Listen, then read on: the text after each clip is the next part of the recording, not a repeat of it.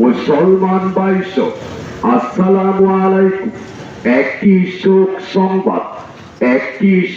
সংবাদ জানানো যাইতেছে যে শেখাটি নিবাসী মরহুম নওয়াব আলী মাস্টার সাহেবের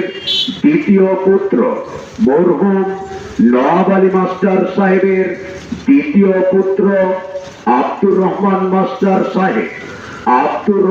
মাস্টার সাহেব অসুস্থতা জনিত কারণে অত সকাল 6 ঘটিকার সময় তার নিজ বাড়িতে ইন্তেকাল ফরমাইয়াছেন।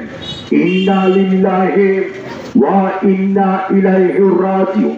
মরহুমের জানাজার নামাজ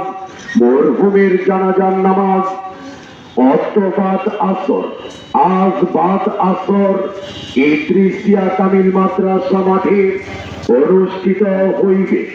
উক্ত মরহুমের জানাজার নামাজে সকল মুসলমান ভাইদিগকে শরীক হওয়ার জন্য যথাসময়ে উপস্থিত হয়ে জানাজায় অংশগ্রহণ করার জন্য বিশেষভাবে অনুরোধ করা হইল।